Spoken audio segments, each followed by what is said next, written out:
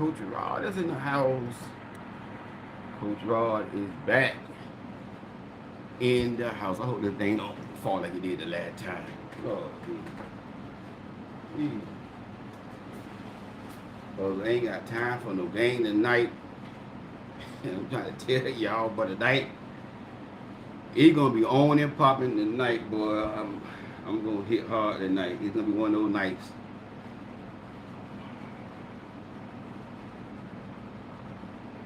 It's gonna be one of those emotional nights where I'm gonna yell.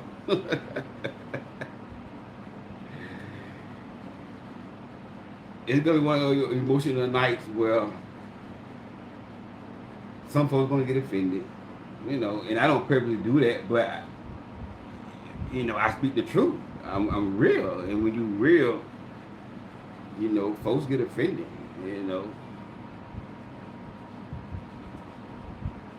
So, hey, it just who I am, how God uses me. Veronica, how you doing? Carol, how you doing? Uh, Keyshawn Davis, how you doing? How you doing, Steph? Good to have y'all on. Y'all come on in tonight. Come on in tonight. How you doing, Alexis? Veronica, how you doing? Dee Dee, how you doing? Come on in. Come on in. Tandra. Good evening, Tandra. How you doing? And this video is for the people who got morals. God favor, how you doing? How you doing, Tiffany? This video is for people who got morals. If you don't got morals, then you're gonna get offended and you're probably gonna unsubscribe. But if you got morals, you're gonna be able to rock with me in this video. This video is for people who got morals. How you doing, Felicia? And that's what I'm all about. I'm gonna deal with this stuff here tonight because a lot of stuff I'm talking about tonight is keeping a lot of people single.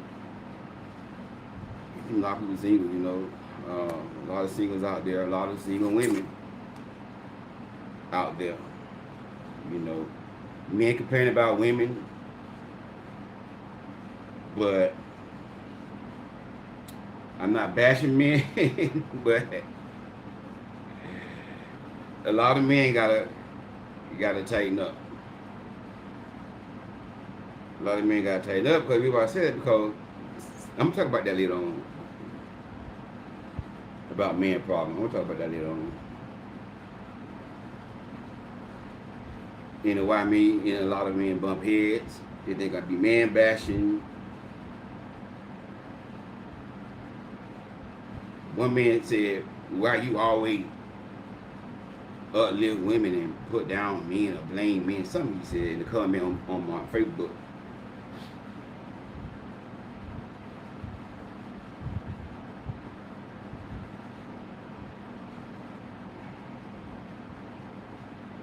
You got a lot of sensitive, men in this world today.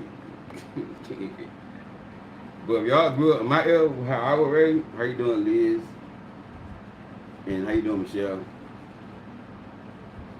Man, y'all won't be so sensitive, because when I was raised, boy, I was ready to be tough. Like I told y'all, boy, I used to get whooping with the switch in the choir, the usher. My auntie caught my behind with a switch one time. I'm trying to be the church clown. She came and picked us up. She said, I want to hear y'all breathe. I said, dang, you want... I said it low, though. I didn't know she heard me. I said, she want us to die, son? Yeah, I go.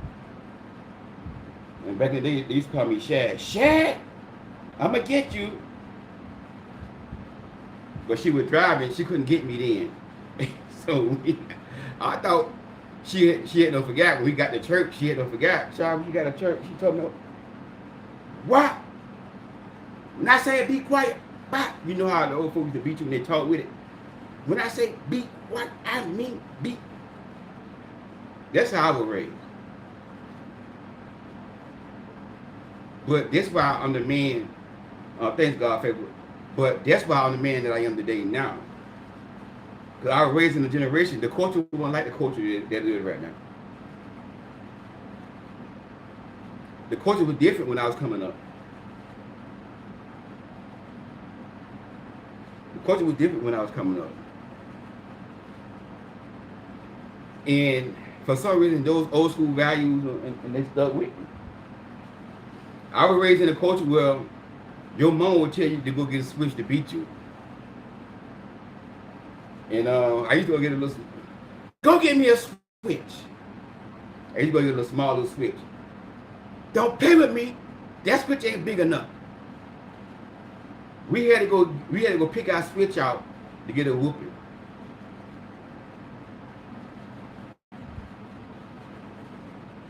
But y'all see why I think about life. And again, like I said yesterday, my mama planted a seed in me. My mama planted a seed in me. How you doing, Coach Devana, Leah, Douglas, and Nikki. We had to see you too, so how you doing? Good to have you on here. You know what I'm saying? The culture that I was raised in, that culture stuck with me. I can't get with I don't fit in with the new culture. I do not fit in with the new culture. I can't fit in. And that one thing, the best thing my mama ever done was planted a seed of faith in me, Christianity in me. That's the best thing she could ever do. She ever done. And one thing I like about my mama, yesterday was Mother's Day. I'm still on my mama. She was a praying woman. And if my mama was still here and she knew the condition that I have, she'll be praying for me. She'll be bombarding heaven on behalf of her son. I'm healed already without my mama. I'm just saying how the type of woman that my mama was. She always let me know I'm praying for you. I'm praying for you. You know. So I can't get with this new culture. And the stuff I'm talking about tonight is the reason why a lot of people are single, and mainly women. You know, the culture that we live in is the culture. You know, some women blame God. And listen, I'm so sick of these religious women on YouTube with these videos, signs you about God about to send your husband. They're just trying to make content and get their channel to grow. It's not that deep. So God don't give you signs. You're gonna send your husband. I don't believe in all that. I'm just not that deep. It ain't that deep, so. Cause I ain't saw a damn scripture in the Bible where God give woman signs, where God sent women husbands. And Christian women, y'all get mad at me, but God don't send husbands. He don't. If God send husbands, all y'all who want to get married will be married now. If God send husbands, why we got so many single Christian women? Tonight, I'm gonna give y'all the answer why we got so many single kingdom women. If God send husbands, why a lot of, I'm talking about good women, moral, one woman coming today, she been asking for 8 years. Now, I got to believe her. You know, that's when you want God. She lying. 8 years asking it. What's she doing single? It ain't God. It ain't God. It's the culture. And the person behind the culture is influencing the culture. Is the enemy. The enemy is behind all this mess. The Bible said what? Satan is the God. Satan chapter. I'm going not wrong. 6 and verse 14. Satan is the God of this world. Let me make sure. If I'm wrong, pray for me. Y'all guys get my glasses. My glasses dope. Oh, look at y'all. Pray for me. Pray for me. I'm gonna get my glasses fixed. Uh, take me with. Let me see. Don't think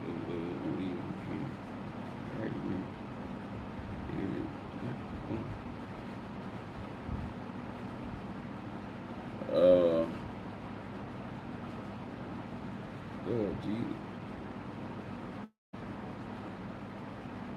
Is it first grade or second grade? But anyhow, just Google it. I can't remember all these scriptures. I'm a human being, I'm not a computer, okay? But it says Satan. Google Satan, the God of this world, and you will see. It's in Corinthians somewhere. Somewhere in Corinthians, first or second Corinthians. Child, please, I ain't trying to remember all these scriptures. I'm getting a little older now. When I was a little younger, I used to remember scriptures like that, but now, child, what is it, yo? When I was in my 20s and early 30s, I could remember scriptures like that.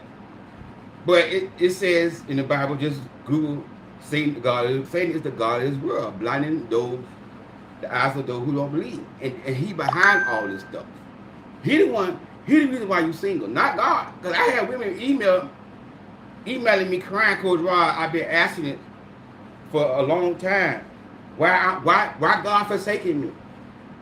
Christian women think, thank you, April, think that God is the reason why they're single, and they blaming God. They telling me, Coach Rod, I've been on my back, like you say.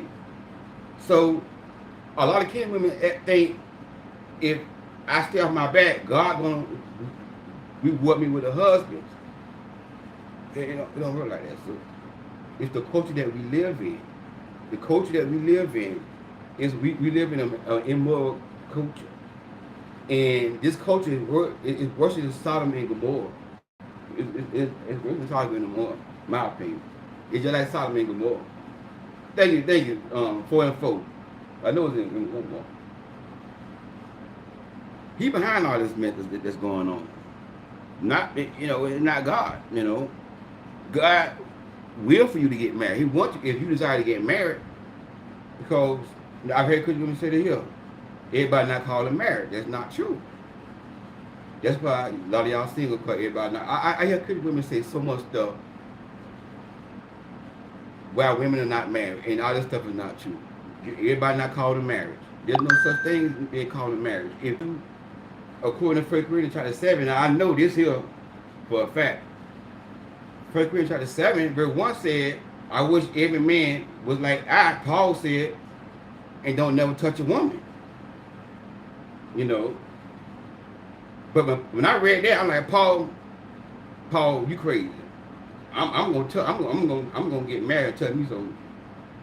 Now put it, Paul. Talking about he wish every man was like him and don't never touch a woman. Paul, I ain't like you. Okay, Paul. In Genesis chapter 2, God said, Paul, it's not good for men to be alone. Let me make him a helper suitable for him. So I was like, Paul, you crazy. And then he said, a man should leave his father and mother, and cleave to his wife. This should become one flesh. I was like, Paul, you crazy. I'm finna cleave to somebody. You see what I'm saying? But Paul had the gift of celibacy. That was the gift that Paul had. That's why Paul said that. But he said for the sake of lack of self-control, it's best to marry and burn. Let every man have his own wife, every woman have her own husband. So if you desire to say intimate with somebody, you should desire to get married. It's a choice. Exactly. Everybody's not like the Apostle Paul. I'm not like the Apostle Paul. I don't want to live without a woman. And Paul had his reasons. Paul said, one of you gonna catch some problems with marriage. Yeah, he was right. But Paul, Paul, I disagree with you on that, Paul. I gotta be real against that. You see what I'm saying? So it's a choice. But we live in a society where culture do not promote marriage. We live in a society where culture do not promote marriage. We live in a society where culture has feminized men. That's why a lot of y'all sitting up because we got a world full of feminine men. Listen, men who watch, I'm not bashing y'all, but y'all men who watch, y'all don't understand me because you had not grown up the way I've grown up. If you wasn't raised in the 70s, in the 80s, in the 60s, I'm foreign to y'all. Now, if you was raised and you still a grown boy, you let society make you out of a punk and feminize you with this new age stuff. They come out with a woman holding the man down. Women paying on date 50-50. Men going to a woman and saying, hey, take my number and call me. And some women will sit right there and call the man. You don't call no man. No. You don't call no man first, sis. Where I'm from, if you want a woman, you got to go to her and ask her for her number. Huh? You got to go to her, ask her for her number. Hey, listen, I like you. Let me get your number. You see what I'm saying? Well, how you doing, Jill? You had to go to her. You had to go to that woman. But now you got men want the woman to pursue them. Men talking about they want to be courted.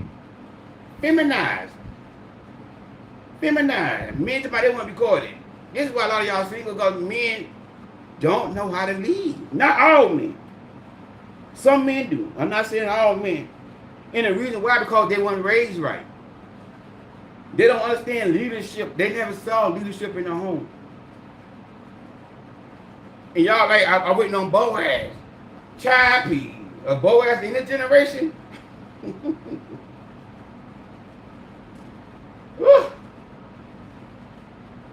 Because a man got to be raised into being a man. A man just don't be a man. If a man has not been raised to be a man, he ain't gonna. A man got to be raised by Boaz to become Boaz. What Boaz mean? Boaz mean a strong man of God. Because when they built Solomon's temple, they put 2 pillars outside of Solomon's temple. And those pillars mean strength. Strong. That's what Boaz represents. Boaz is a strong, that's where they get Boaz from. Strong man of God.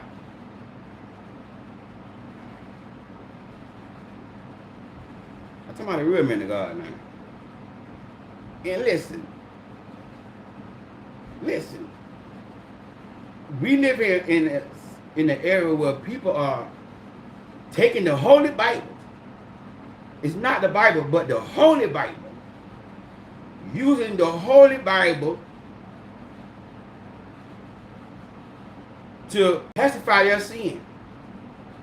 Come on now. Do y'all know what holy means?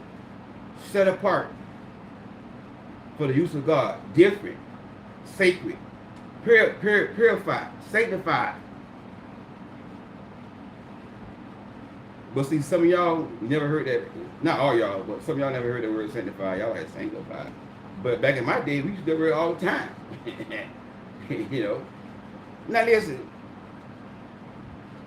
I'm not perfect. We are not perfect. I get that. It's not about being perfect. But when I sin too. The Bible says we all have sinned and come short of the glory of God. I'm not perfect. I got some strength and I got some weaknesses. How you doing, Teresa? How you doing? If I didn't speak to you yet. I got some strength and I got some weaknesses. So I'm not perfect, but I don't live comfortably in my sin, then use the Bible to back up my sin.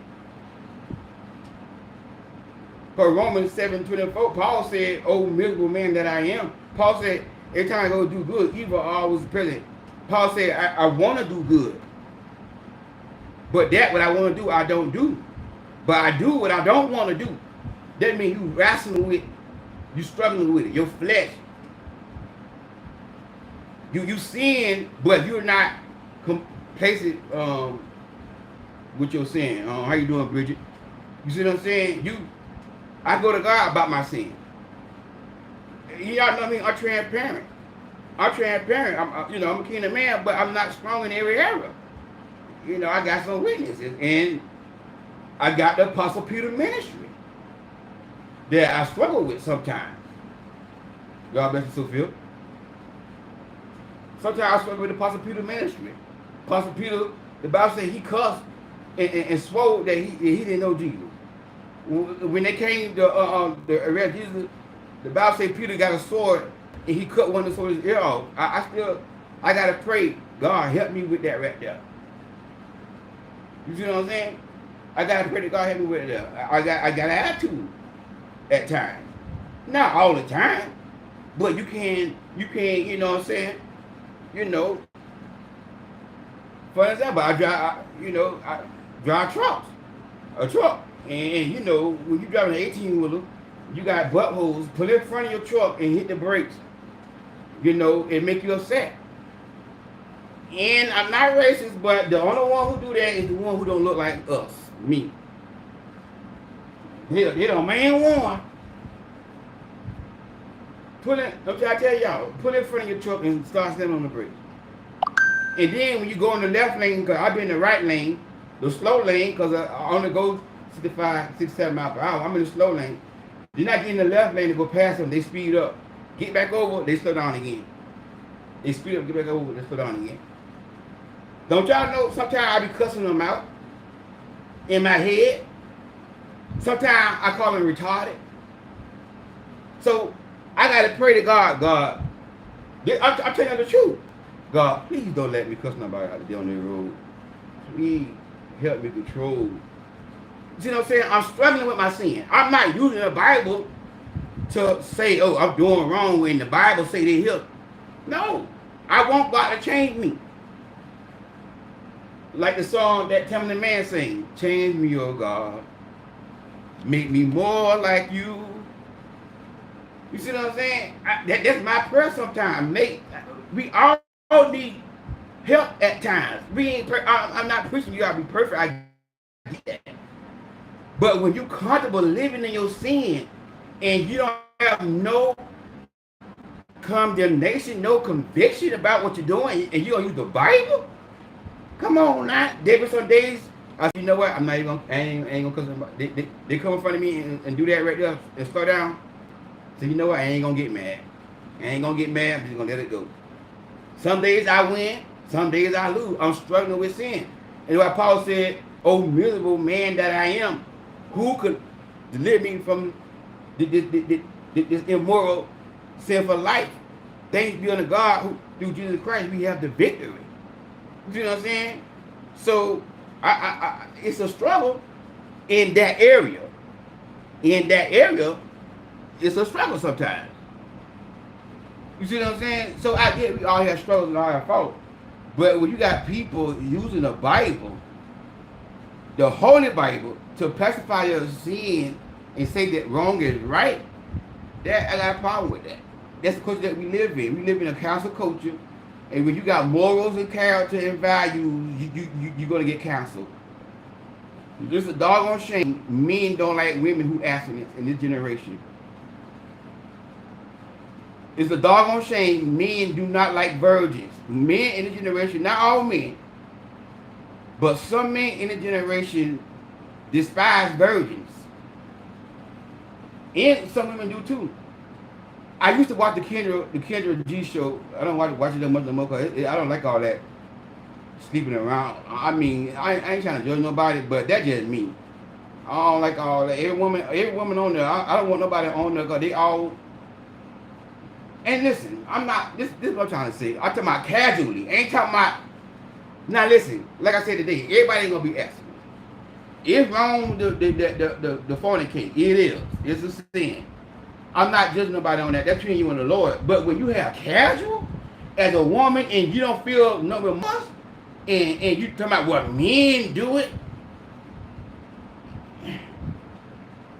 and then you use the Holy Bible to pacify your foolishness because The girl Christian said, well, you supposed to be a Christian. You said you want a God-fearing man. You God-fearing. Why you're not asking? Well, we can't follow the whole Bible. No. The Bible don't say don't follow the Bible. The Bible said in Second Thessalonians chapter 3, sleep, fornication. You know what I'm saying? So listen, I know we're not perfect. I know it's wrong, but at least you know, if you were a man, y'all exclusive, okay, that's y'all business. But casual, and y'all men do it. Why can't we do it? Because you're not a man, you're a woman. And I was watching Bud Tony video last night, and he said something so true. He said if a bunch of women start doing something dumb and stupid, he said I ain't gonna do it. I said, yeah, he's showing her right. I don't give a damn what women do. If women start doing dumb stuff to jeopardize their body, because he was talking about a woman that had 3 men. 3 men on the inside of you. 3 men. Three nuts going in you. 3 nuts going in you. Here come women in the comment, well, men been doing it. Why can't we do it? A world full of women want to be like a man. Want to do the dumb stuff that men do. So I'm like Tony on that. I don't care what women do. If women do dumb stuff, guess what? I'm not doing it. I'm not being dumb because women being dumb. That's stupid. You want to be dumb because somebody else being dumb? Men jump off the bridge. Well, men jump off the bridge. I'm going to kill myself and jump off the bridge. Yeah, we live in a society where men despise virgins. Virgins. I coach women, 35, 40 years old, a virgin, ain't never been touched. Wait, abstinent. And they telling me when the man hit it that they're a virgin, they get turned off. Y'all men, you don't want no virgin? Somebody who ain't never been touched? You'll be the first one to bring her in, cuz, and you don't want that. Y'all know I'm a man of God, but I'm real, I'm raw. I'm down to earth too. You'll be the first one to get in that club. Nobody ain't got that but you. And you don't want that. Let me find me a virgin. Listen, she ain't gotta be no virgin. I'm just saying. I'm not just looking for no virgin. But if I happen to meet somebody and she's a virgin, when we get married, I'm gonna break you in. I'm gonna show you. I'm gonna be your teacher. I'm gonna be your teacher. You're gonna be my student. I'm gonna show you some stuff, girl. You hear me? Okay, I ain't gonna clown tonight. I'm trying to be serious tonight. Okay, y'all might not like cloud, but men don't like virgins. Men like sluts. Men like promiscuous women. They like women who sleep around. They like women who got a deep throat, who like to swallow. Y'all nasty. Oh, y'all men, y'all nasty. Not all y'all. Some men, you're nasty. You do not like a virgin. And some women don't like virgins either. It was a young 25-year-old on Kendra show. I used to watch Kendra G show. I think she was 25 years old, a virgin, saving herself and married. Here go the women that come in. Girl, have fun, girl. Y'all call giving y'all blood to a man having fun. Enjoy your life, girl. The culture that we live in, women despising women for being abstinent and being virgin. Another virgin that was on there, 40 years old, going there. With her, I would have shot my shot with her, but she was a little bit too big. She had to come off some of that weight. Not judging. And listen, see, the reason why I say that, because, like, I'm real. So, like, we get married, it's going to be hard for me to do something with that. Because the fat going to be, when she open her legs up, I might can't get to it. The fat going to be covering around that, so I got to do a lot of work. So, but she was a nice woman. She was a God-fearing woman. But I was like, no, sis, you got to get in that gym. You got to tone that thing up. I mean, she ain't got to be a slim, but tone it up a little bit. You know what I'm saying? So, but other than that, if she was a little toned up, it's still full figure, because she had a pretty face. But she got to tone that up a little bit. So I can't work with that. But I was trying my shot, and she would, wouldn't be too. She just wants something that way. And that one thing that was hitting her too, you know, just being real. Just being real. You know. And she would probably have to get her a skinny man if she was to get a man, because two big people, I don't know how they will do it. I don't know. Well, they say there's a will, there's a way. Y'all gotta forget my sense of humor. I'm sorry. I've been a class clown all my life. I've been a goofball all my life. Let me get serious. But this is what we got going on. We have men despising virgins, don't want a virgin. We live in a culture where it just immoral. So if you got morals, you're going to get overlooked. Because I got morals, I get canceled. You know, people leave. You know, I never thought that I would argue with women about smoking weed. I'm not arguing with men about smoking weed. Now, I will understand it more better if I'm arguing with dumb, stupid, immature men who smoke weed. 40 years old, still smoking weed. 45 years, 50 years old, 60 years old, still smoking weed. I got some young boys that watch. I called a 25-year-old. He told me, Coach Rod, I stopped drinking. I don't drink no more. All right, that's good. He said, because you know what? I don't want no devices. I don't want nothing controlling me. I want to be in control of my own life. I was like, wow. So I started drinking, man. Coach Rod, watch all your videos. Yeah, 25-year-old watch my video. I hope you still watch. That was like a while ago, about 2 or 3 years ago. I coached him. That's what I'm talking about. A person who want to grow saying, you know what, man, Coach Rod, I do smoke, but I wanna go. Somebody like that I can work with.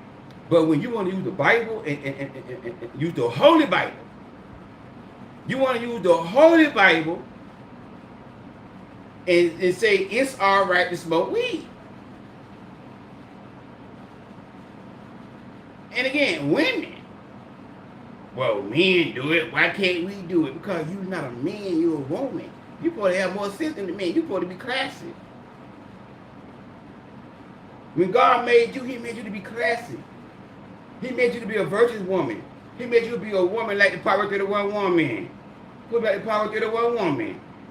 Yeah, Power 31 woman. Okay, since y'all women who want to smoke weed, who want to use the Bible, why the Bible don't say the Power 31 woman, she smoke weed every morning when she get up, she get her a blunt. It's a herb. Who can find a virtuous woman? When she wake up in the morning, she get a blunt every morning. Because it's a herb. Where y'all find that in the Bible? Did Moses smoke a blunt? Did David smoke weed?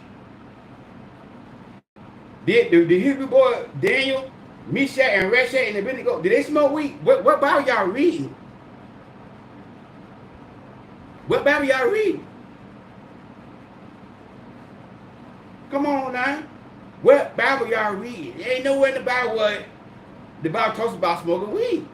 Did Jesus in the New Testament, Paul, Jesus, Peter, James, and John, nobody never smoked weed? Where y'all coming from? It's a herb. So what is a herb? That don't mean you're supposed to be smoking it because it's a herb.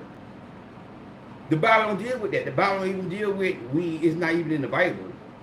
So we don't know why it was grown. We don't know the history of that. We just go by what we know today. We don't know. We didn't live in those days. But people want to use the Holy Bible. I said, boy, I ain't never thought we gonna come to the day with women arguing with me about smoking weed. Here go one woman. You're gonna be surprised when you get to heaven. Jesus gonna be passing out a blunt.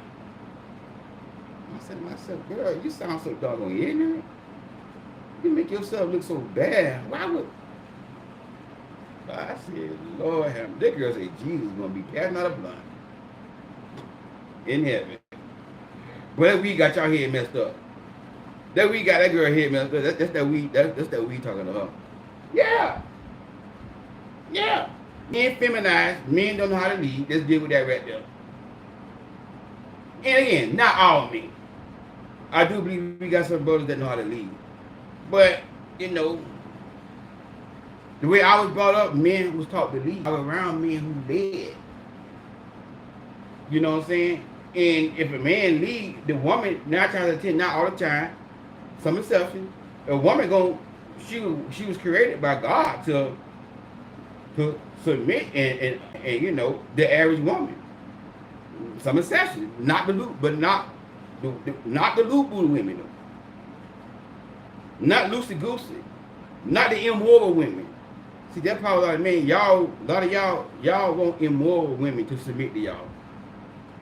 A real God-fearing woman, y'all don't want that. Our woman got to tell y'all that she asked me for 8 years. Boom, y'all gone. Y'all run that forward, go. Y'all run that forward, go. Run forward, run. Yeah, I've been asking for 8 years. Boom, y'all gone.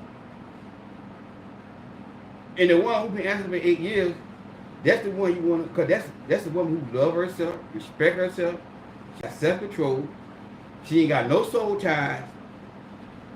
You know what I'm saying? So, when a man don't know how to lead, and feminine just means he don't know his role as a man. A lot of men don't know their role as a man is to lead and to lead with love. Women masculinize, women want to do what men do. Women want to smoke weed like men. Then I can tell them like, listen, sir, y'all want a good man. Nothing wrong with that. But good men, quality men, classy men do not like women who smoke weed. That's a turn off. I'm trying to tell y'all, good men, everything for eating, not smoking. Exactly. Not smoking. Your lungs ain't good for anything to go inside your lung. Come on now, ain't nothing but to go inside your lung. You know what I'm saying? But this society we live in, women want to argue with a man about smoking weed. They want to be like, man, whoa, why we can't do it? Come on now. I said to myself, boy, this mess is crazy. This 40 going on. Women marginalized. You got the one set of women who despise good men who got a regular job, who a UPS driver, FedEx driver, making good money, got retirement, all that stuff for one. They despise that man, but they want the high value man. The man who don't want them. A man they gotta share. A man that they gotta kiss his butt to be with. They want the high value man. Who came out with a high value man? The devil. Kevin Samuels started this high value movement. And women, oh, I want a high value man. I want a high value man. I want a high value man. Man gotta make 6, 7 figures. Y'all asking for the devil. That's what y'all asking for. A real full of women don't want to date a man because what he make. And he got a woman to come in. But why he can't own his own business? Why he got to work for somebody? Why do it matter? As long as he a good man, he got character, he got more, why do it matter? Some women, he have to be a business owner. That's what they want. I want him to be on their own business. This mess is crazy, man. We are living in an immoral society, and this is what thing that keeping a lot of women single. A lot of women is single because, you know, and men too, because some of it can't go both ways. Because when you have morals, now I do believe this here. I do believe we have more women in the world that got morals than men. I do believe that. Now, don't get me wrong now. We got some silly women out there. Silly women that the Bible says in 2 Timothy chapter 3. For this sort keep in the houses of silly women. Silly women and women who have casual, on a casual basis. That's silly women, yeah. That's what the Bible talks about, called silly women. And again, I know everybody may not be African. I know everybody may not be a Christian and may not have the same belief that I believe. I get that.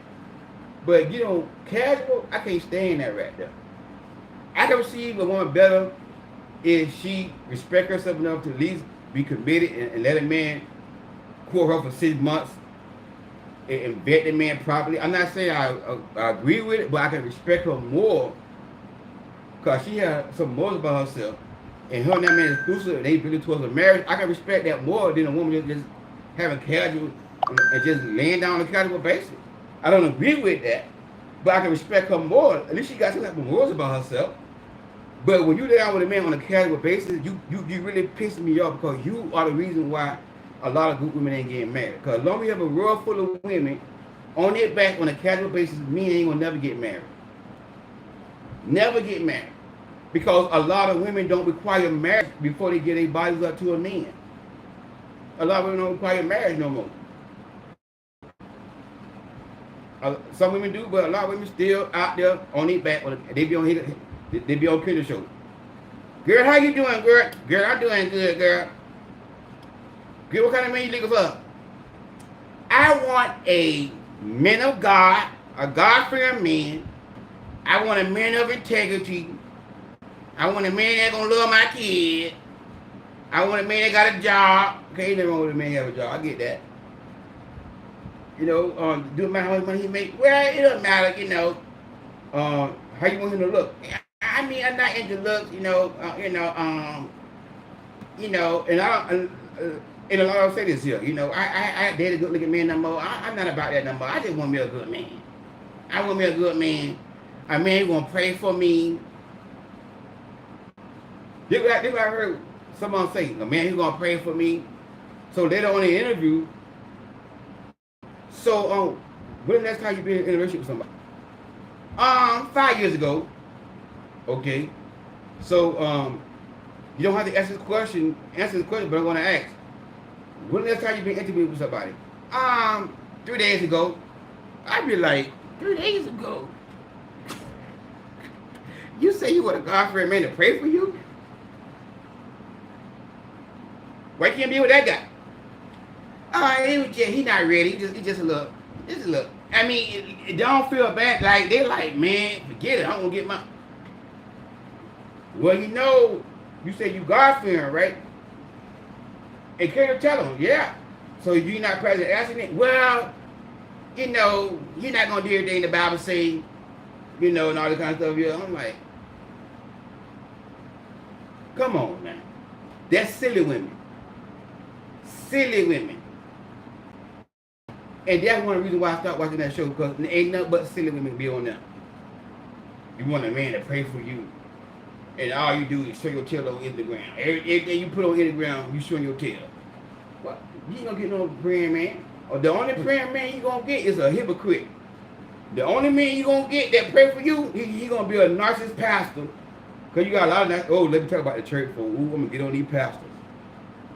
Ooh, I'm offering to tell these pastors behind them. I can't stand these pastors. Ooh, let's talk about these pastors. Even inside the church, a bunch of immoral pastors. Oh my God. Y'all go on YouTube and you'll find a bunch of stories where pastors living around with men and women. That's the only man you're going to track showing your tail on social media. A fake pastor who got a wife and wants you to be his girlfriend. Ain't no real man of God don't want no woman showing her tail. No. You're going to get a fake hypocrite preacher. And he going to want pastor. Not all pastors. We got some good pastors out there. But I believe more corrupt pastors than we do have good. I do believe we got some good pastors out there. I know some of them. But we have more corrupt pastors than we do real pastors. Prophet got women throwing rose petals at his feet. Who the hell you think you is? You ain't. Jesus didn't have nobody throwing rose petals at his feet. He was the Son of God.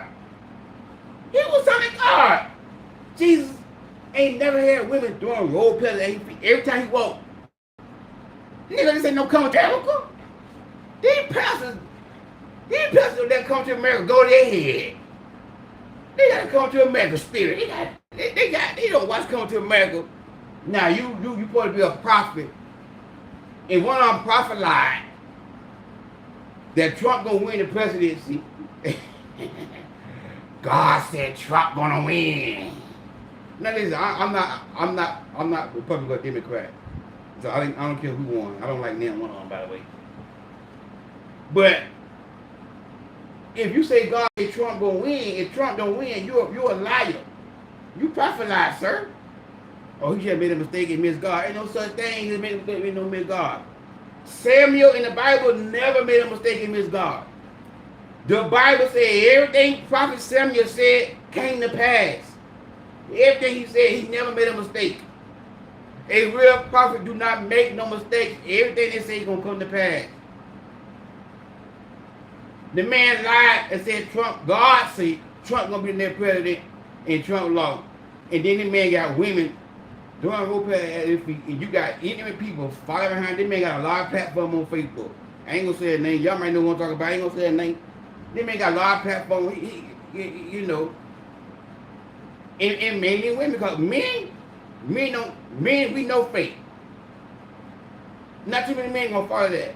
But y'all women, y'all gotta wake up. Not all y'all, but y'all gotta wake up. Whenever you got a man supposed to be a prophet or a pastor, he got women doing wolves put at his feet. That is a narcissist spirit. That's a narcissist spirit. That's a narcissist. He's not a man of God. He's a narc in the pulpit.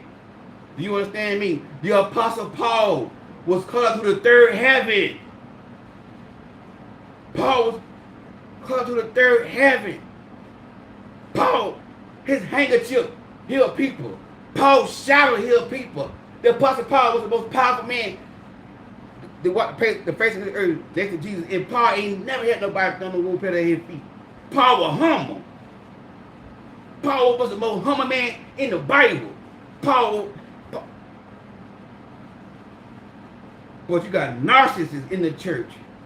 And narcissist pastors are telling women that they're not going to marry a woman unless they test drive it. Men in the church do not want to wait till they get married.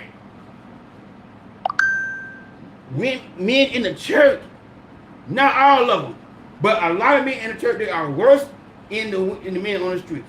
And I got more respect for a grown boy than a man that wear a cloth, that got a title in his name, and he ain't got no integrity. I got more respect for a grown boy than a pastor gonna sit up there and he gonna say he don't like dating Christian women because they don't like to be intimate. And not only don't like to be intimate, they don't like to be on the couch and cuddle and watch movies together. You a pastor, what you doing on the couch with somebody you ain't married to, cuddle with somebody watching movies? The Bible says avoid the appearance of evil. If you are a pastor and you ain't got no business on no couch with no woman cuddling up watching no movie. These are pastors. This man is leading sheep, 47 years old. If he's not married because he's full-time ministry and he like Paul, he don't want to get married, or maybe his finances not ready yet. Okay, I get that. Stay 100% single and leave a woman alone.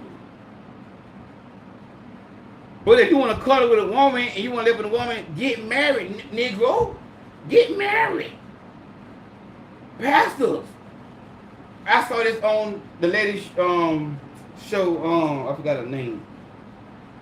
Pope and her husband, Pastor Pope and her husband, she was saying that the guy, I think the guy wrote in to her and said like he don't like dating Christian women because they don't like to be intimate and they don't like to be on the couch and watch movies and cuddle. I said, man, you a homo. You ain't no real. You're a fornicator, but you're a pastor. This is what I'm talking about now. You living comfortable in your sin and you leading sheep. You leading sheep and you living comfortable in your sin. I have no respect for a man like that. I don't play with God. I don't play with God. I ain't gonna be in the bed with no woman if she my wife doing anything. No cuddling, no touching that if she ain't my wife. I don't play with God like that right there. No. I don't play with God like that right there. Come on now. But you see how society, the culture that we live in, even church men, pastors, do not want to date Christian women who actually with their leg closed. Pastors do not want to date Christian women who actually with their leg closed. Yeah, the pastor said he don't like dating Christian women because not only they're not intimate before marriage, but they don't want to sit on the couch and watch movies in color. When a man on the couch with a woman and she's attractive and they cuddling, his hammer like this right here. Now, the only exception is he got erectile dysfunction. If you got, and a lot of brothers, y'all struggle with that erectile dysfunction. I'm gonna deal with that on another video because y'all gotta take it up. I be some stuff about y'all, but that's the only exception. If this man on the couch with a woman and she attracted, that man ready. He's standing up. A heterosexual man could not cuddle with a woman that got a body to him and she's attractive. He cannot and not want to stand up. That's lust. Jesus said if a man even look at a woman in her and lust, he already committed adultery, already committed a sin. Just by you on the couch with a woman and your hammer getting up, you sitting there right there. That's emotional sin. That's emotional fornicating. Pastors, boy, y'all play with God too much. I'm scared of God.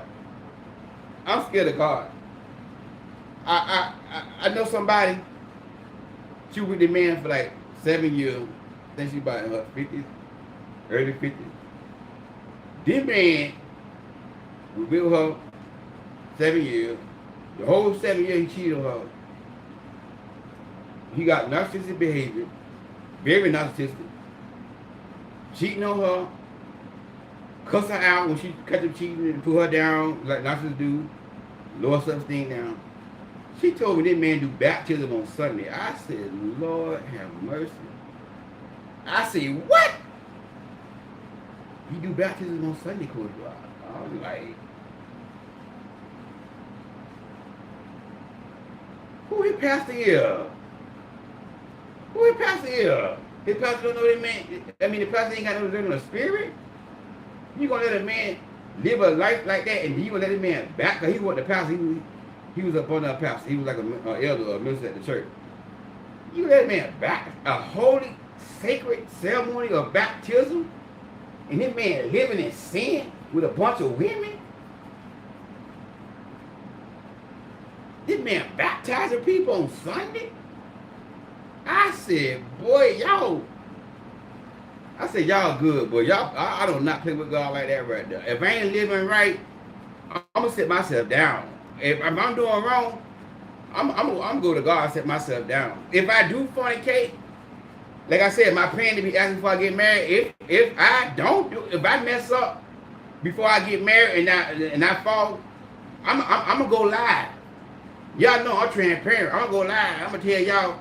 I'm gonna say, listen, I messed up. I made a mistake. I can't be on here telling y'all be asking it. Then I'm in the bed with a woman. Right now, I'm gonna sit myself down for doing videos because I made a mistake. I get right on here and tell y'all, pay for it. I'm not living right now. I don't feel in sin right now. I can't preach one thing and don't live one thing. So, I can't teach y'all to be asking it, then I'm not asking it. I be a real man and come on here and be transparent with y'all. I'm transparent. If I was, but see, I got nothing to say. If I'm in a relationship with a woman, if we've been together for 6 months, and we know it's God, and we both having that urge, that feeling, cause it could happen. You see what I'm saying? It could happen. So if I'm at that point, like, hey, I got the urge, baby. I would say, baby, let's get married. Get married. See what I'm saying? Let's get married. I'm not gonna sit there and try to play with fire. You see what I'm saying? So think about it. If I know that I'm at that point where I'm finna give in to sin and she finna give in to sin, let's just get married. Let's get married. And somebody come here with the discretion. Why he not speaking to the camera? I'm gonna keep going. I ain't gonna get in the flesh, cause I'm praying about my attitude, right? Right? You gonna get in the flesh. You always gotta have a distraction. But anyway, I'm gonna say, baby, let's get married. I'm gonna look in the camera. Okay, I'm looking at my laptop, looking at y'all comments so I can engage with y'all. That's why I'm not always looking in the camera. But you want me to look in the camera? I'm looking in the camera. Okay? Golly. Anyway, I would say, hey, look, we ready to get a 6 month. You say you ready to do this here? I'm ready to do this here. We say God's in it. You know, we love each other. You say you have the urge to do it. I got the urge to do it. Before we fall, let's just get married. All right, that's what I do. Let's just get married. You know, she said, yeah, boom, we go ahead and get married. You know what I'm saying? We go ahead and get married. Because I realize, I understand, I'm a man. And I understand it's hard to be asked when you are in a relationship with somebody. See, I can do it easily because I practiced this here for a long time. So now once you do it for a long time, it becomes easy. It's like, you know what I'm saying? It's like, you know, the thoughts may come. I'm not saying the thoughts don't come. But when you fear God, you're gonna be like, you know what? I'm not finna ruin my assonance for nobody. You know what I'm saying? Cause I take pride in my assonance. I don't want to break my I don't want to break my assonance. You know what I'm saying? So if I'm in relationship with somebody, I know I'm a man, she a woman. We both human. We both got flesh. And see, what y'all don't realize, God didn't create men and women to be together and be friends and hang out together and not want to go there. Because when a man and a woman connect together, we got hormones. Dopamine begin to release, oxytocin begin to release in our body, and that makes us want to be intimate with somebody. So that's the flesh. So I be like, babe, let's go ahead and do this here. Before we fall and make a mistake, let's go ahead and do this here. I just go ahead and get married. And she said, yeah, we get married. But like I said, if I do fall, I come here and let y'all know that, listen, I made a mistake. I made a mistake. And I can't preach one day to y'all, I'm not living it. Y'all forgive me. I ask y'all to forgive me. But I'm going to sit down and I'm get myself right. You know, when I get myself right, you know, I'm back on the thing. I'm back on the scene again. But I'm not going to sit here knowing I'm doing wrong. Telling y'all, oh, be asking, I'm in the bed with a woman every night and bang with my wife. No, I don't do that. I don't play with God. And I told one of my clients, I said, you wrong and he wrong. The one who was dating, because she was shacking up with the man for all these years, and the man was doing baptism on Sunday, shacking up with her and cheating on her with other women. I said, you wrong and he wrong. Well, why am I wrong? Because you know this man living wrong, and you still with this man. The Holy Bible says in Corinthians chapter, Lord Jesus, God knows good. 1 Corinthians chapter 11, I think. 1 Corinthians chapter 11, verse 5. Do not fellowship with a person who's supposed to be a believer and they doing sexual sin. Don't eat with them. You disobeying the word of God. This man supposed to be a man of God, and you relationship with this man. I said you wrong and he wrong. Both of y'all wrong. Yeah. I told you gotta repent. I'm gonna hold you accountable. You gotta repent because you know that man ain't doing right, and you still with that man. You being disobedient. The Bible tells you do not eat. 1 Corinthians chapter 5, verse 11.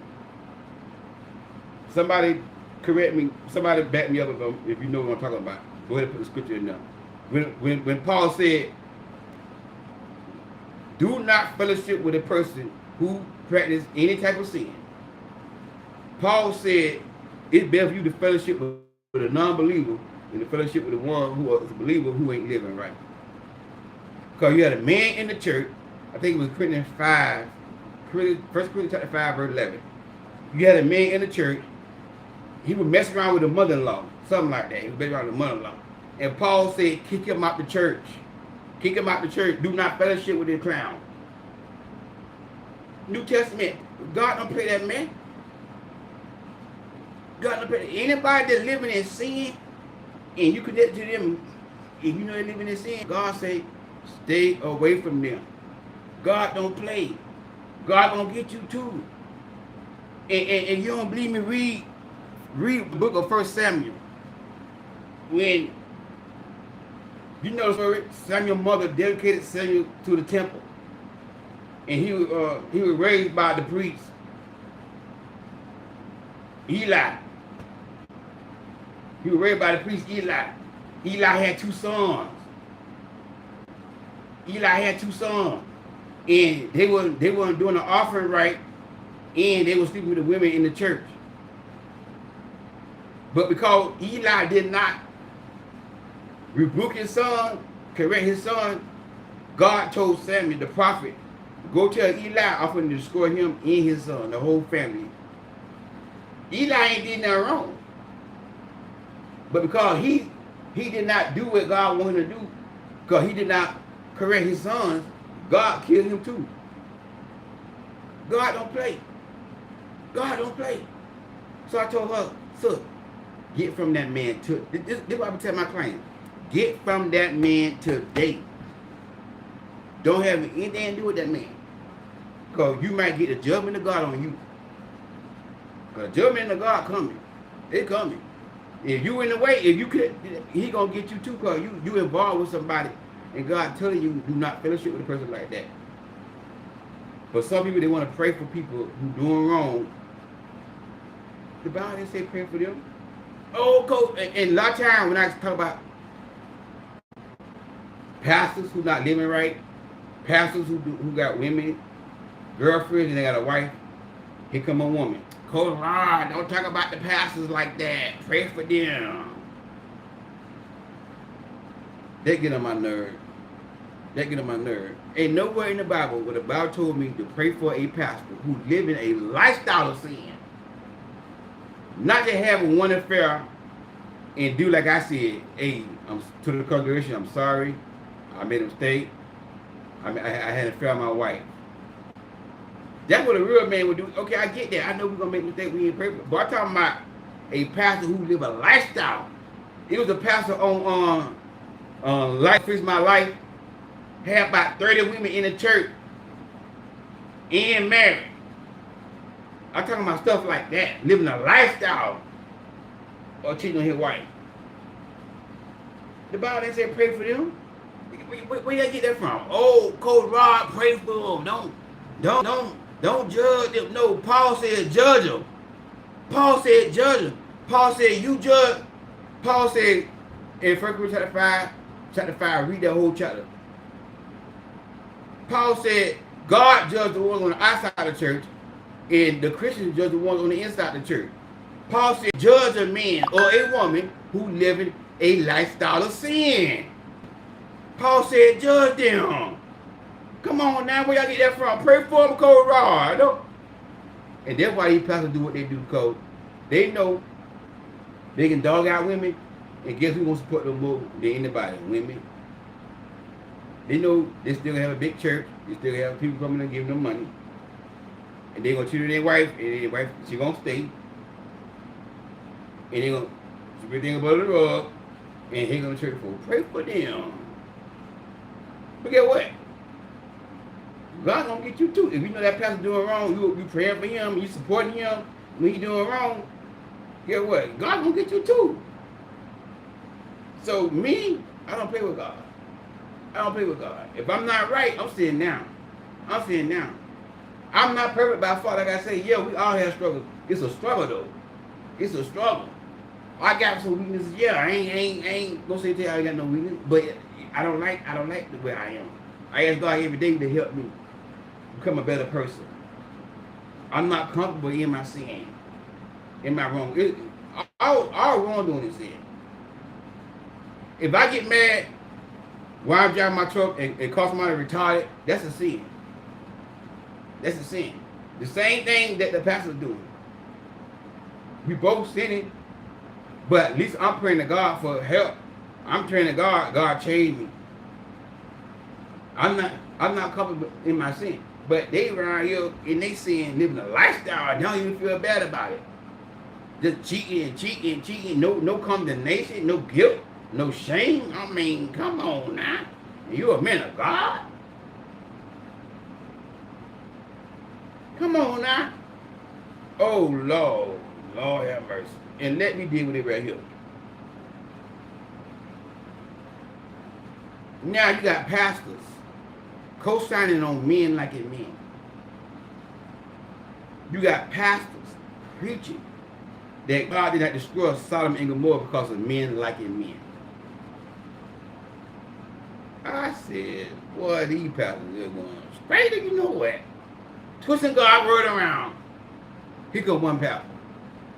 It went about God did not destroy Sodom and Gomorrah because of homosexuality. It wasn't about that. It's about violence against men. Black Lives Matter. This man used that scripture to preach Black Lives Matter. I said, boy, this man leaving folks straight to hell. That scripture ain't got nothing to do with no Black Lives Matter. Somebody, it's about violence against men. We get the violence against men. I'm like, guess what I did? Unsubscribe from his channel. And I made sure I never see his videos again. And from that day when I heard him preach that, I never saw his videos again. That's what I do. I don't argue about. I don't come in here comment arguing with him about his belief. You gonna twist the Bible and preach what he want to preach. I ain't arguing about that. Hey, that's what you believe. Fine.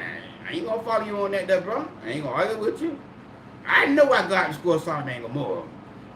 Cause he didn't want them men came to Sodom. And they came to Lot's house. The angels. And the Bible says all the men in the city came out the Lot's house. And came and knocked on Lot's door. Hey, Lot. Lot said, hey, what's up? What's up, player? Oh, just break it down in today's turn.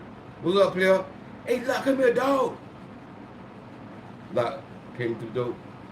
Hey, listen, man, who the men is in there, man? Hey, listen, they are angels of God, man. They are holy angels of God. Do not touch these men. Lot say, I got virgin daughters in there. This the Bible. I ain't making this up. This the Bible. Lot say, I got virgin daughters in there. No, we want no virgin daughters. We want no men to come out here. And the Bible said the men try to tear the door down to get to them angels in Lot's house. The angel had to blind the men and push them out and shut the door. The angel told Lot, you and your family, get up out of here and don't look back. Y'all know the story? Y'all know the story? Don't look back. God destroyed Sodom and Gomorrah because of men liking men. But you got preachers taking the Holy Bible, twisting the Holy Bible around to pacify men liking men. But you know what? Don't want to offend nobody. They want their church to be. They want that community to support their church. Yeah. We don't want to offend those people. Listen, it's not about being offended. It's about you telling people the word of God. I love you, but I don't give you what you're doing. Because in the beginning, God created Adam and Eve. Not Steve and Steve. And not Eve and Yvette. Do you understand me? Here go one preacher. The old school preacher got it wrong. They didn't understand the Bible because they couldn't read, so they preached that God destroyed something. No, they had it right. Bishop Passett, Bishop G.E. Passett had it right.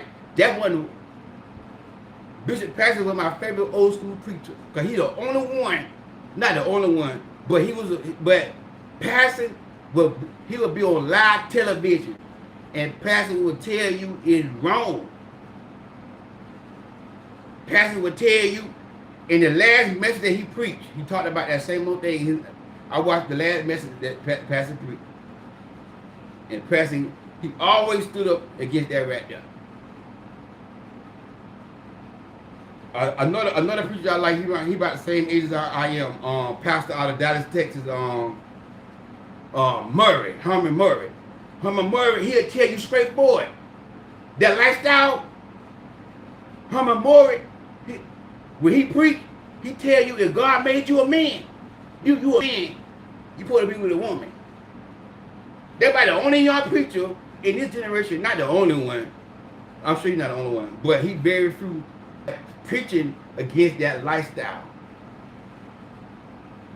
They around here taking the Holy Bible, pacify that lifestyle. Come on now.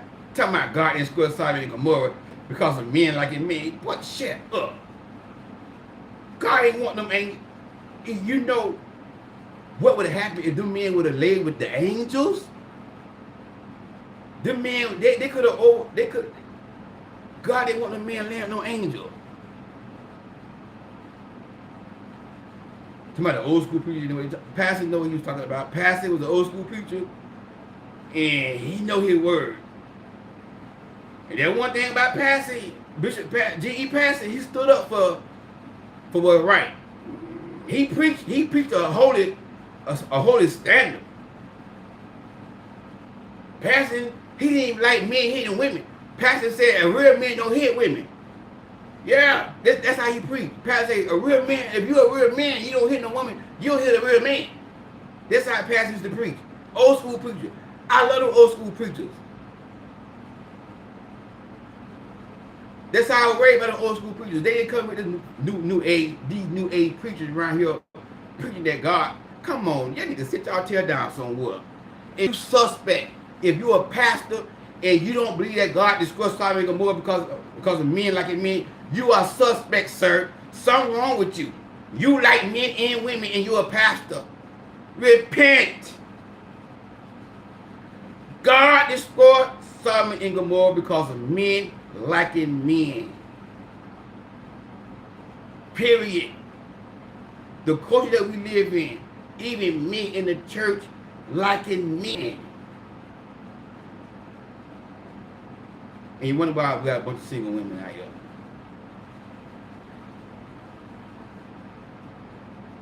You wonder why we got a bunch of...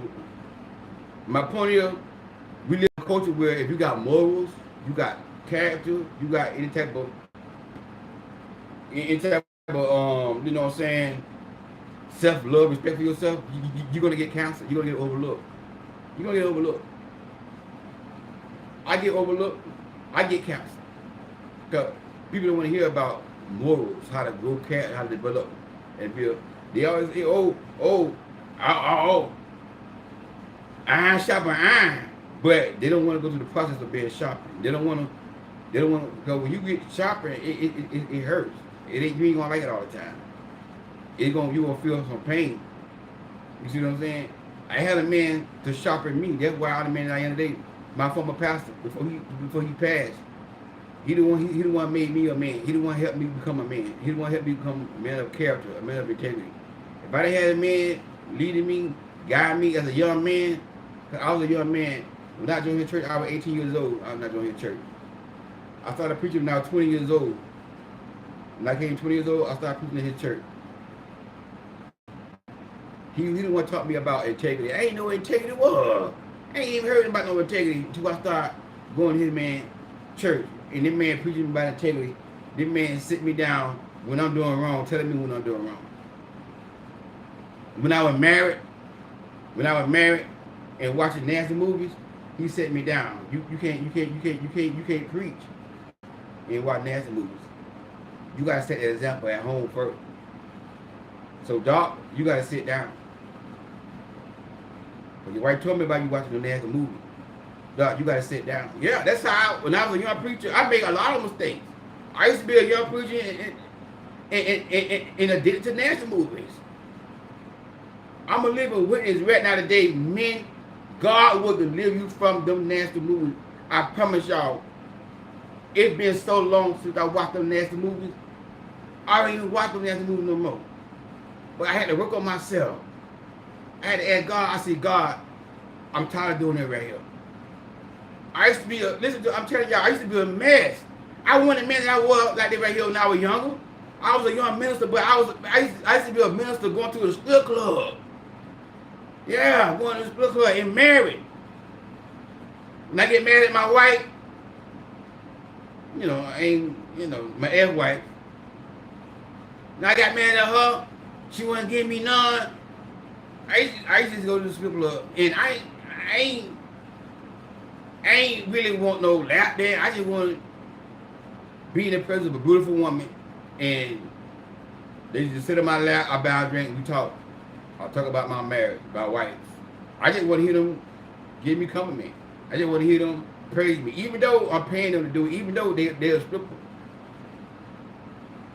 But at least I had enough sense not to fall in love with a stripper. You got some man fall in love with a stripper. Dude, like, I had a friend fell in love with a stripper. Fell in love with a stripper. I'm in love with a stripper. Y'all know that song. I said, dog, you in love with a stripper? He wanted a stripper to start stripping and be with him. And you only get a check once a month. That little money, I told him, that little money you get once a month, that girl make that in one night. He told the girl, he told the stripper, he'll take care of her, stop stripping. He used to get mad, he used to go in the club and get mad when a girl doing her job, dancing with other men. He used to get mad, jealous. Nick, well, that's her job, you know she a stripper. But at least he ain't fell in love with a stripper like somebody I know. He ain't fell in love with a stripper. He got mad with a stripper too. But I never fell in love with a stripper, but I just want to be, with somebody who will hear me talk and let me express myself. Because I felt like I wasn't getting expressed at home. Now, ain't no excuse now. I was wrong. I'm not condoning wrong. I'm not using the Holy Bible like some people do and say what I did was right. No, I was wrong. But I felt like at that time I wasn't getting heard at home. I wasn't getting praise. I wasn't getting compliments. So I used to go to the strip club as a young minister. My wife didn't know it. I don't think she might know now. My ex-wife, if she watched my video, she might know now. But she never know this strip club. We was married. Yeah, I tell y'all, I've been there. I done it. The stuff that these men doing, these pastors doing, I did the same thing. But the difference between me and them, I didn't like the man that I was though. I didn't like doing that. I felt condemned. I did the same. That's why I sit here and say I'm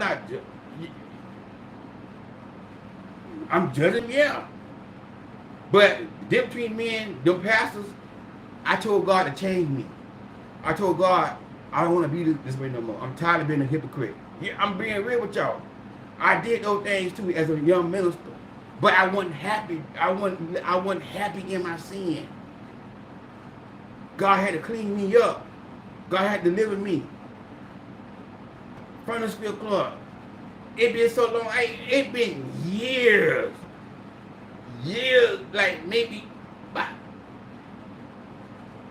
15 years since I've been to the strip club. It been years. Listen, I don't even desire to go to the strip club no more. It don't even tempt me no more. Nasty movies, it don't even tempt me no more. Anybody that know me, all I do is watch YouTube videos, football, basketball, praise and worship on YouTube, preachers, other preachers that I watch, not a lot, but a few preachers that I watch. I don't watch a lot of preachers because, like I said, a lot of preachers are not right. Some of them is. But anybody that know me personally, they'll tell you that's all he do. What preachers on YouTube. Like I said, if I go to Red Lobster, I get a Bahama Mama with some alcohol in it. I don't get drunk. I might drink occasionally. You know what I'm saying? But I don't get drunk.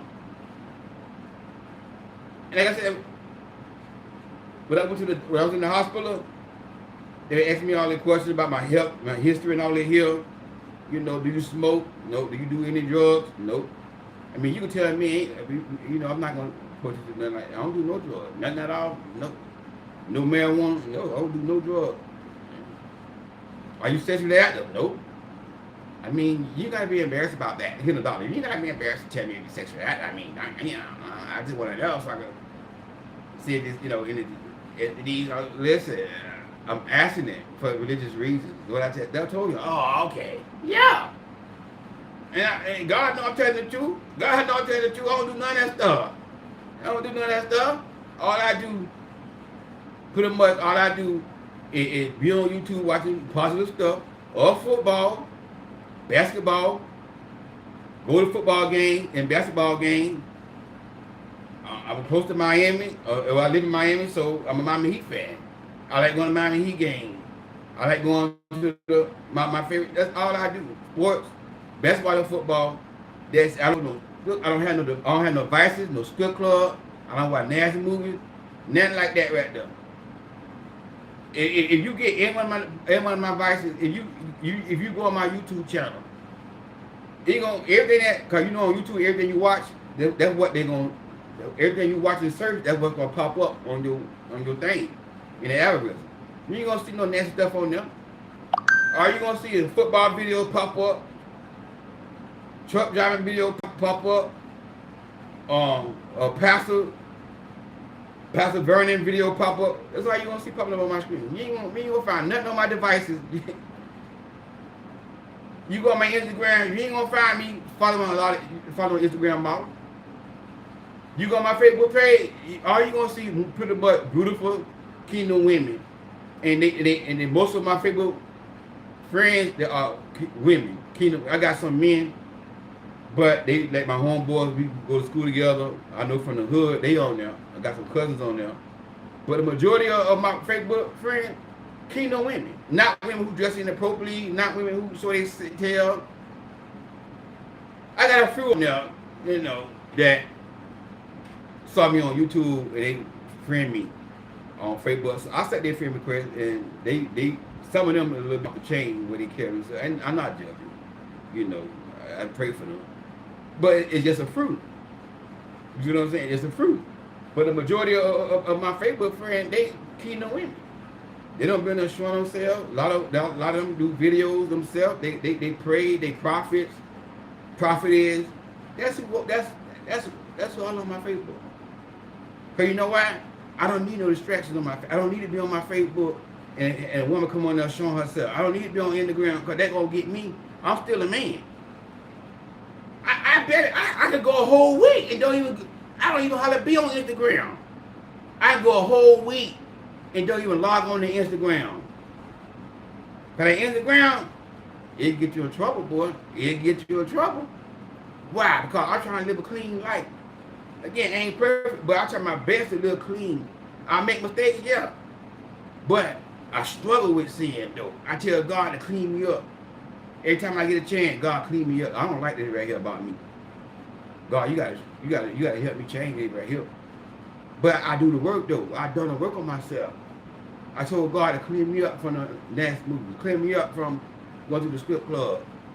And then one day, I said, dang, I ain't watching nasty movies in so long. It hit me one day. I'm like, I don't watch nasty movies no more. But when I first started, I watched a little bit, then I repent. Watch a little bit, then I start watching. See, God had to wean me from that, brother. I ain't just stop overnight. I just kept watching, and I again struggle. That's a struggle. I'm wrestling with it here. God changed it. I don't want this in my life no more. God will be a real man of integrity. Again, my former pastor put that in me about integrity. I want to be a man of integrity, God. Make me a man of integrity, God. Make me like Joseph, God. How Joseph ran from Potiphar's wife when he could have got some of that pudding. That's what I was talking about. God, make me like Joseph, God. I want to be like Joseph. I want to have integrity like Joseph. And I ended up being free from that mess. So I did those things. I want this type of man out of my life. I grow into this man. But see, most men don't want to do the work. That problem with a lot of you men, you don't want to do the work. And you mess down a good woman because you don't want to do the work. God, changed me. But I had to go to God first. I had to make that first step. I didn't have to go to therapy. I'm not at therapy. But, I just went to God. But I do recommend some men go to therapy if you struggling with that. Nasty movie. And they can dig in your history, your past, and, and figure out where it comes from. and give you a treatment, what you gotta do. Ain't nothing wrong with therapy. Some men gotta go that route. But I never had therapy, because I didn't know. But when I was younger, struggling with that, I didn't know anything. I about therapy, but all I knew was God. All I knew was just pray. That's all I was taught, pray. I don't want to talk going to therapy, so I didn't go that route. But sometimes, you might have to go to therapy if you're a man. If you're a woman, some women struggle with that too. Some struggle with that too. You might have to go to therapy. You know what I'm saying? Counseling or something, Christian counseling, coaching, stuff like that. You know what I'm saying? But the culture that we live in, y'all, this is an immoral culture, y'all. And it's sad when good women are getting overlooked because they don't want to settle. And somebody put in the comment, I'm a queen and I refuse to settle. That's a strong woman. A woman who thinks like that, that's a strong woman. This is why a lot of people are single, because we live in an immoral society where people just, and 2 Timothy chapter 3 talks about that. Paul wrote to Timothy, in the last days, you're going to have this type of stuff going on. He named a bunch of stuff that was going on. And what did he name? He said, men going to despise what's good. Then he said they're going to have a form of godliness, but let the power thereof. And I saw a man on Kendrick's show talking about he want a God-fearing woman. I'm a God-fearing man. I want a God-fearing woman. But she got to know how to go down on me. This is not God-fearing. If that's your requirement as a man, that a woman have to go down on you, it's not God-fearing. My requirement ain't gonna be a woman gotta go down on me. A woman ain't gotta do nothing. That's not God fearing. That's nasty. You need deliverance, sir. That's what you need. And he was dead serious. So if you meet a woman and she meet everything you say as far as God fearing, submissive, respect you, attractive and good looking, but if she don't do that one thing, you won't pick up. No, she gotta have a deep throat. She gotta know how to swallow. And what y'all dumb men don't know what y'all asking for? You asking for a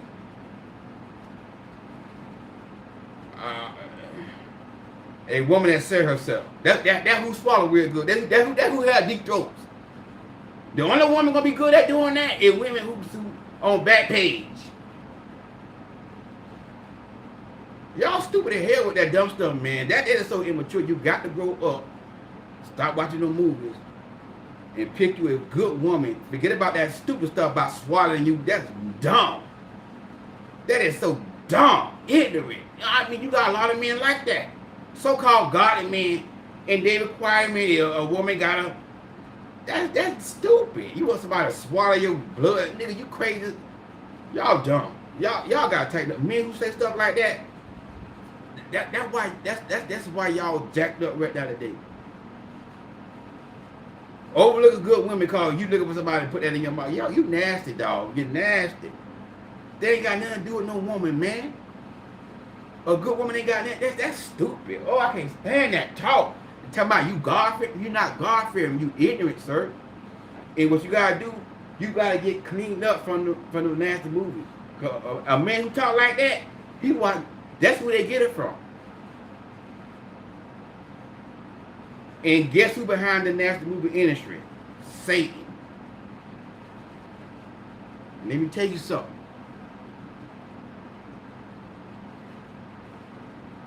I messed up as a step-parent, and as a parent when I was married. By allowing those nasty movies to come in my house. And when you allow those nasty movies to come in your house, you bring the devil and spirits in your house. Now the spirit gonna jump on my daughter, my stepdaughter. And I got my stepdaughter doing things she hasn't been doing. I can't get mad at my stepdaughter. Guess who fault it was? It was my fault. I'm the man of the house. I'm the head of the house. And got those spirits in my house. On the internet, on the computer, that my kids use to watching bad, nasty movies. That's why I told God to clean me up. When I realized, when the Holy Spirit pulled a cover off me and showed me my mess, I felt guilty. I was mad at my stepdaughter. We didn't raise her like this here. What's she doing that for with these boys? The Holy Spirit said, you to blame. You to blame. You to blame. So when y'all hear a man talking like that right there, that's a nasty man. Y'all hear a man talking, he a man of God, he want a woman to go down. Don't date no man like that, so. You hear a man talking like that right there, y'all talking on the phone.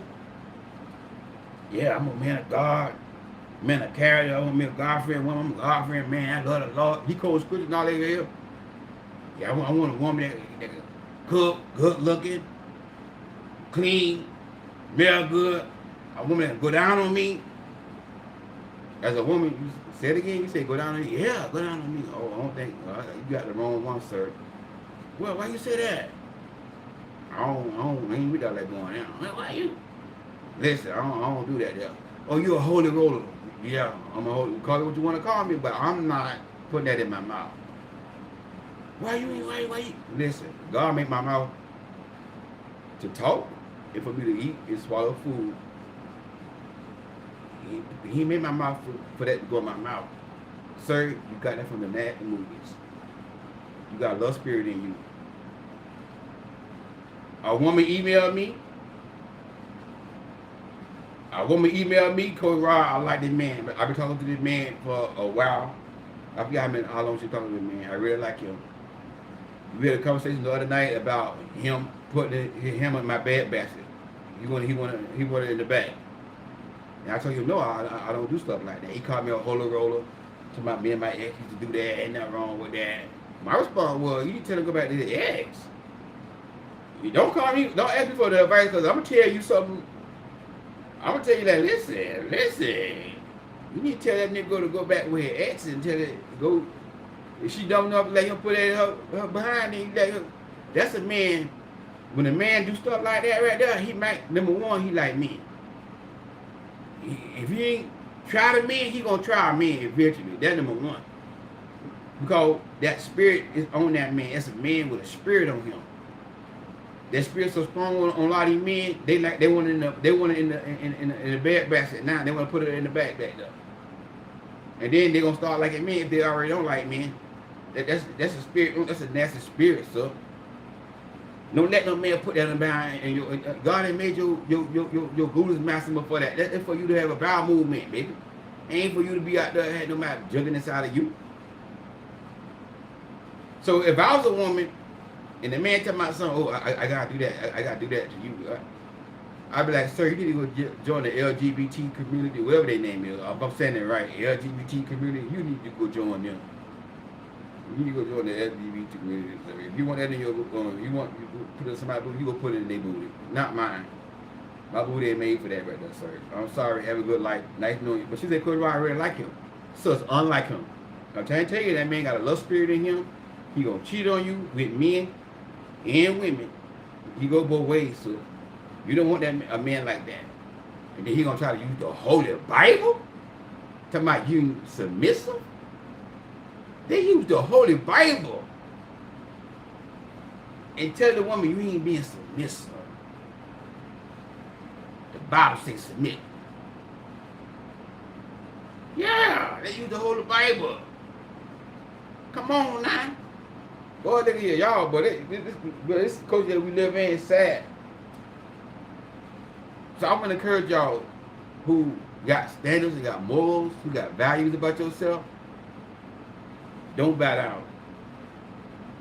Be like the 3 Hebrew boys, Meshach, Shadrach, and Abednego. The boys said we ain't gonna bow.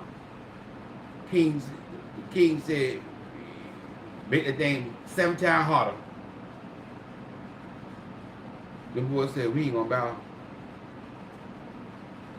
King said, what God gonna deliver you out of my hand? The boy said, King, we're not even gonna answer that question. It says even if God don't deliver, we know our God is able to deliver us. But if he don't deliver us, we still ain't gonna bow. King said, oh, y'all trying me? Yeah, we trying, King. We ain't gonna bow down to the customs of this world. We're not gonna worship no idol God. We ain't worship nobody but our God. Them boy, they was captured as slaves by the Babylonian, and the Babylonian picked them out to rule in the kingdom of the king name. I forgot the man's name. Y'all might know his name if you read the Bible. And the boy said, we ain't gonna bow down. The Bible said the fire was so hot, the men who put in the fire, they fell dead. Shut up before you start preaching, boy. The fire killed the other men that put them in the fire, but they didn't kill the few boys. The boy said, we ain't gonna bow. I ain't gonna, let me shut up. Let me shut up. Don't bow down to the custom or to the culture just to have a man, so. Oh, bro, if your brother is watching, it go both ways. Don't bow down to the custom of the world. Stand. I don't know about y'all, I'm gonna stand for what righteousness is. I might lose subscribers. My channel may not never grow. I may not never get there. Like the man Martin Luther King said, I seen the promised land. I may not never get there. I may not never get 100,000 subscribers, 200,000 subscribers. That's okay. But one thing I know, I'm gonna hear God say, well done, my good favorite servant. Well done. That's all I want to hear. So my queens, my king, my brother, keep your standards up, man. Keep your moral, your moral conduct. Don't bow down for nobody. Don't bow down just be in no relationship just to have a man. Just be there with somebody. I do believe there's somebody out there for y'all. But if it never happens, guess what? I'm still happy. And this is the mentality that a queen has. Of course, I do want to get married. I don't mind getting married. But before I would never settle. If I have to settle to get married, I just won't get married. I just stay single and be happy. I'm not gonna settle. I'm not gonna give my body to a man who ain't my husband. That's the mentality I want all y'all to have.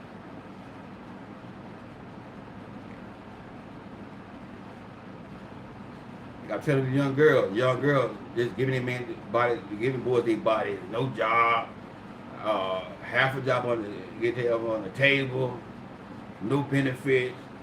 I talked to the young girl today, and the young girl said, you the father figure I never had. This is why I do what I do. The young girl said, you the father figure I never had. She called me that today. These young girls watching. These 18-year-old, 19-year-old, they watching. I'm 46 years old. They looking at me like a father figure. They looking at me like an uncle, a big uncle. So I can tell the young girl, they watching. And like I said, my will for y'all young girls to be virgin, or if you made a mistake, be a born-again virgin and wait for you to get married. That's my will for y'all. That's what I want for y'all. Like I told y'all young girl, all these boys want is one thing. They want one thing. Now that's all they want. They're not ready for no real men. They don't know anything about manhood. A lot of young boys, like around y'all age, 18 to 25, they don't know about men. They weren't raised by men. They were raised by their mama. And their mama, now I'll tell you something now. People say a woman can't raise a boy into a man. A strong mama can do it. Don't get me wrong, a boy needs his daddy too. But I know a lot of strong women raise their son to be a good man. My mama was one of them. You see what I'm saying? So a lot of these young boys, they don't know anything about manhood. They don't know anything about manhood. They want to be a rapper. A lot of them want to be a rapper. But, okay, I ain't gonna knock nobody's dream who want to be a rapper. But what are you doing before you get that record deal, if you ever get that record deal? Because it's gonna be hard to be a rapper and get a record, get a deal. You gotta know somebody, and you can be a good rapper. What that man doing? You see what I'm saying? That's what I try to tell you. Ask these men these questions. What you got going on other than you ain't bringing no income in on rapping? You need to be out there working, son, and doing your rap career on the side. And then if you get a break and you know what I'm saying, and get on, you know what I'm saying? But even that, I don't recommend you young girls get with a rapper. Because if you do make it and make money, he gonna have a lot of women, boy. That money gonna change him. If he ain't got God, if a man with money ain't got God, that's a terrible man. He gonna have a lot of vices, boy, and women gonna be his main vice. Women gonna be his main vice. I wouldn't even recommend a woman to even go that route, date a rapper. My opinion. This is my personal opinion. But if y'all want a rapper, y'all listen, y'all don't get mad at me. Cause y'all tell up. Cause you ain't gonna be faithful. Just be real. You ain't gonna be faithful. So don't get mad at me. You gonna cheat.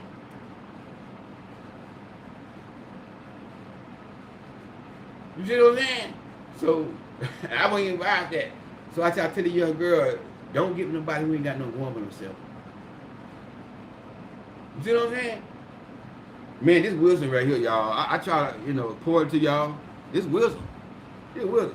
You want to grow, this is channel for you. But if you don't want to grow, you want to, you know what I'm saying, promote what's wrong when you the whole Bible for it, then it's not a channel for you. It's about growth. It's about people who want to grow, become a better person, man. That's how I became a better man. Somebody had to get in my face and tell me what I need to be doing. You know what I'm saying? But anyways, I'm gonna go ahead and close out, but I wanna let y'all know, I went to the doctor today. I'm gonna give you a little update. And the doctor said, what I got, like he said, lymphoma. And he said, how we can treat it is, we can treat it with orally with a pill, and also take some of my blood out and put some radiation in the blood to kill the blood cells, the cancer blood cells, and put it back in my body. He said the treatment is very effective. It works. I know we got a lot of health freaks on here. Listen, I eat healthy. I don't eat perfect, but I eat healthy.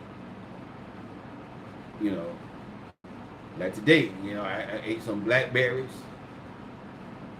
some blueberries, some strawberries, and I eat like a salad with kale, spinach, broccoli, grilled chicken.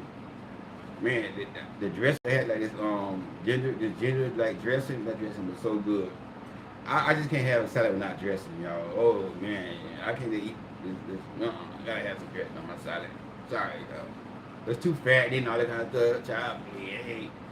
You know what I'm saying? So, I eat healthy. You know what I'm saying? And I do believe in eating healthy.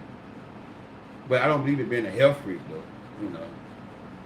Stuff like that. Because I do have my cheat moments, my cheat days, Saturday, I cheated. Saturday. Sunday, I cheated. I had me some fried chicken gizzards. Just being real with y'all. I love, I'm from the South, you know what I'm saying? That's how we do it. But I don't eat that every day, though. So I do take care of myself, I do eat right, but I'm just not going to be eating all plants all the time and never eat no. Every now and then, I need me a cheat day. I got to have me some junk food. I got to have my junk food, got to have my mac and cheese, fried pork chop, fried ribs. I ain't going to see it till y'all, I have my cheat days. But I do believe in eating healthy as well. And taking the treatment, I take a lot of supplements, black seed oil. I got to start taking my sea moss, multivitamins, stuff like that. So I take my supplements and everything, stuff like that. So I with that, all that stuff together, and I'm going to treatment because I do believe in some medical stuff, So I'm gonna take the treatment, and I'm already healed. The doctor say it's no cure, for it. But he had treated people for years. They lived a long time. He said sometimes he treated people and eventually it'll go away and don't come back. And he said sometimes he had patients that he treated with it, and they, it never go away, but they live a long time with it. They got it. He said it might go away for a year or two, then it'll come back. It might go away for another year or two, it'll come back, off and on like that. But he said they live a long time. But I believe in God that I'm already healed. My Bible says by his stripes, I'm already healed. So I believe in God that once I get that treatment, I'm gonna get my healing. By that treatment and my eating habits, I'm gonna be all right. I'm gonna beat this thing. I'm gonna beat that cancer. But I just want to let y'all know what's going on. And I want to say thank y'all again, man. I'm trying to tell y'all know how much that when y'all and listen, I never was even asking for people to sow into me, and I needed money, but people started saying in the comment, how can you sow into your ministry? So I never came on here and just started asking, hey, I need money for my health insurance. I never even told y'all. I never said that. I ain't know how I was gonna make it. I ain't know how I was gonna pay my health insurance. I was like, man, I need health insurance, man. Get through the hill, man. And I heard people in the comment like, Coach Roy, I want to be a blessing to you. How can I sow a seed? So I gave him a cash out. So I'm not on here to get no money. People ask, so I gave him a cash out. And God just laid on people's heart and start sowing. And I appreciate y'all, man. I really appreciate y'all being obedient to the voice of God. And that money went for me to get my health insurance because I had a payment to make. And I was like, man, how am I gonna make that payment? You see what I'm saying? So God is good. God is good. God is good. Like I said, I didn't even ask. People were asking me to sow into me. So I'm not gonna hinder nobody who wants to sow into me and get a blessing, because when you sow into me, God gonna bless you. You see what I'm saying? So I ain't gonna hinder you for getting your blessing. If you wanna bless me, then hey, so I appreciate it. You know what I'm saying? I appreciate it. And my heart is right for the Lord. You sowing in good ground. I'm telling y'all, I ain't not here living no foul life. I live in the best way I know how. So I appreciate y'all who sow, who support. You really helped me out. You really did. I needed that insurance so I can get the good treatment.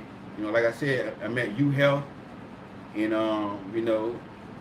from what I was told, they don't take Medicaid. Maybe I don't know, but one of my doctors told me you need good insurance, like a decent, real insurance. So I was like, man, so I applied for insurance because I had to start working because my cataract got so bad I couldn't see. So I was like, pretty much blind. All I saw was like a blurred glass and shadows. So ever since August, I had to start working. So when I started working in August, the insurance I had on my job, they expired. They expired. They cut that insurance when I had to start working. Eventually, my insurance got cut. And they let me have it for a while, but I guess because I wasn't paying on it no more, my insurance got cut from the job I had. So I had to, go on my own and get my own insurance out of pocket, whatever, like individual insurance. So I did that, and I had to keep making payments, stuff like that. And so y'all really helped me out. So I was like, man, I ain't working since August. How am I gonna make this payment for the insurance to remain active, so I get the treatment, man? I'm in the hospital worried. Then y'all was like, hey, how come you so cold, bro? How come you so into you? I ain't even asked. So y'all really came through for me. And I was like, wow, look at God, man. Look at God. So y'all came through. Y'all came through, man. So with the treatment, God, I'm already healed, y'all. I'm already healed. Just keep me, lifted up. Keep me prayed. Just keep prayed up, praying for me, and everything. You know. I'm just lost for words right now. I really am. And I was telling a friend of mine, my biggest supporters are people who I don't even know. My people who I know don't even support me. And they might watch this video. My friends I grew up with on Facebook, not damn one of them something that. And I know them. We grew up together. Not damn one of them. And I don't care if they watch the video. I tell them in their face. Not damn one of them something that. Family members ain't something that damn cash out. Not damn cash out. On my Facebook page. It's one woman I went to church with at my old church. She saw something. And I think she was the only one. The rest of them know I'm going through. No, they ain't something that. But the one who showed up, the one who on my YouTube channel who I never met, it showed up for me, man. Thank y'all so much.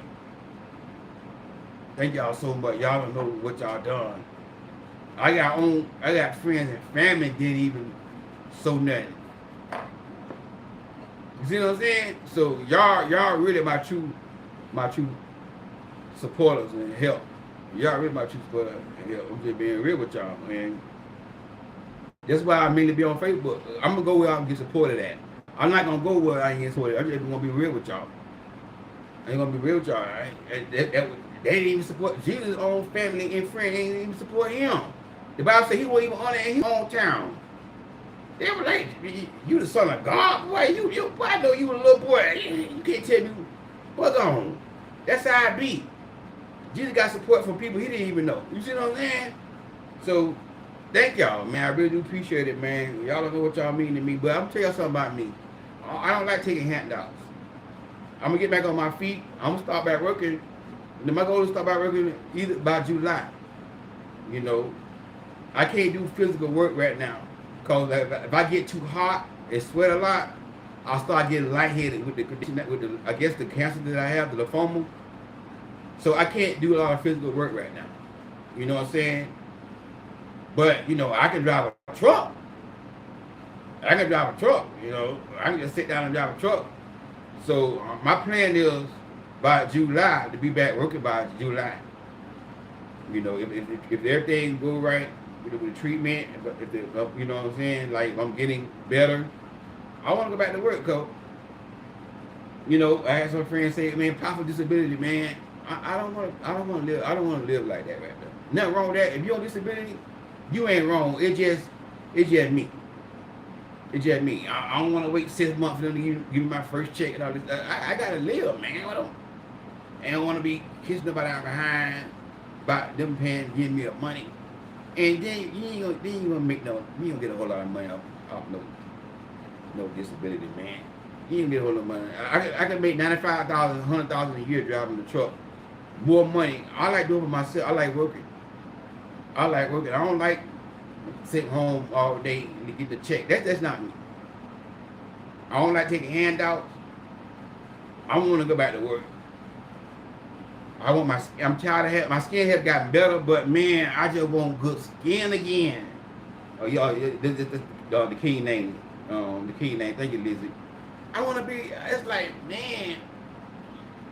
Doctor was like, well, you're gonna do some lab work first. Then I'm gonna see you in 2 weeks for a follow up. Then I'll know more how to about the treatment. I'm like, in 2 more weeks of going through this. Oh yeah, man. And then when I got checked out, she said, Memorial Day weekend is 2 weeks from now. So that whole week, the doctor not gonna be in. So it gotta be 3 weeks. I'm like, man, 3 weeks. Y'all just don't understand. Last night, I ain't get no sleep last night. No sleep last night at all. Up all night long. Skin inflammation, skin itching. No sleep at all last night. This the Holy Spirit here. No sleep at all. I had to get up early in the morning, go to the doctor because I had a 7 o'clock appointment. I ain't get no sleep at all.